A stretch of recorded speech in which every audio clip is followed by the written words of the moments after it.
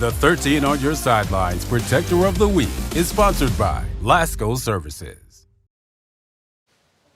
Teams on the bubble are making one last push for the postseason. It's been the theme of the night, and it certainly helps if you have an offensive line with the talent of the Fruitport Trojans. That's why these guys are our 13 On Your Sidelines Protector of the Week.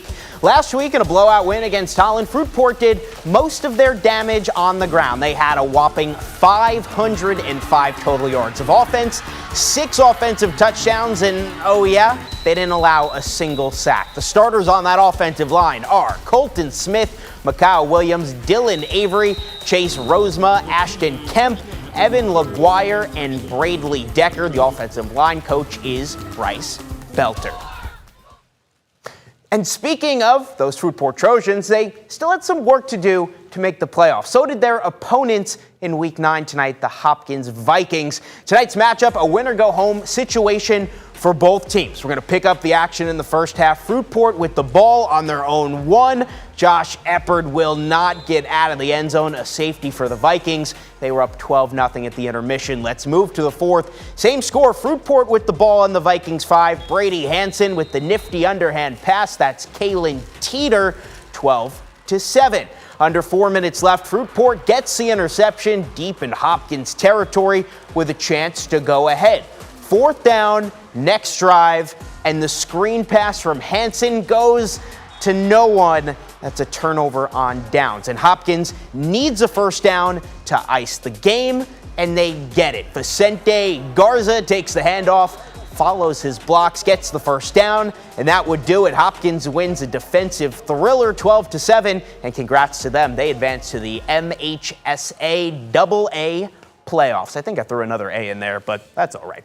How about another must-win situation? You can see Holland Christian came into tonight as the first team out of the Division IV playoffs with a razor-sharp margin in the playoff points. Peter, I hate the playoff points, but we got to do them. You were there tonight. The Maroons took on Grand Rapids Christian. Yeah, Jacob, a lot on the line as the Eagles may have already done all they need to do to make the postseason, but still Holland Christian High School. We leap to the third quarter. Holland Christian already up 21-8. When William Grant gets the rock, he is hard to stop. Shedding tacklers like the leaves and fall. No one can bring him down. Touchdown Maroons, 28-8.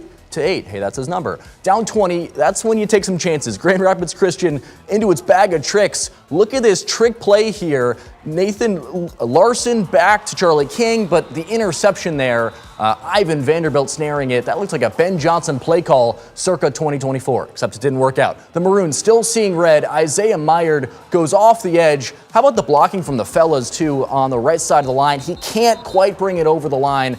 He's got breakaway speed, though, and again, Holland Christian would score later on that drive. Grand Rapids Christian still fighting, though, but Charlie King just swallowed up there by Hayden Fee and William Grant collaborating to stymie an Eagle scoring drive late in the fourth. Holland Christian wins 35-22 to finish the regular season 5-4 and take control of its postseason destiny. To quote Kirk Cousins, Jacob, you like that? You like that. I see what you did, and no, I didn't like it. Mona Shores will most likely be celebrating a playoff berth on Selection Sunday. But the Sailors, they're not going into the playoffs playing some cupcake opponent in Week 9. For the second straight season, Mona Shores played mighty Toledo Central Catholic in the regular season finale, this time on the road. Fourth quarter, the Sailors trailed 28-6, but here was a bright spot from this one. Owen Yagella gets the fumble recovery, something big for the defense. The offense in prime field position, ensuing drive, Joe Tolley, he's got the quarterback keeper, 17-yard touchdown, nice blocking there, but too little too late. Mona Shores is going to fall in this one, 35-13.